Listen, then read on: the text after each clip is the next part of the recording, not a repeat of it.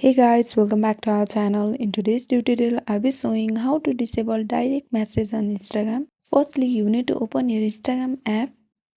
Then you will get to enter on your Instagram account. On the bottom right corner, tap on the profile icon. Then on the top right corner, tap on three-lined icon. Now you need to tap on settings and privacy.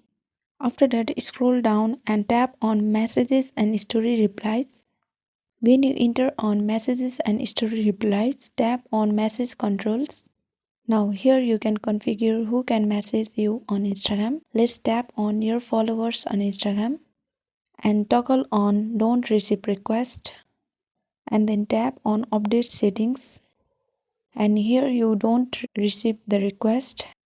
Go back and again tap on others on Instagram.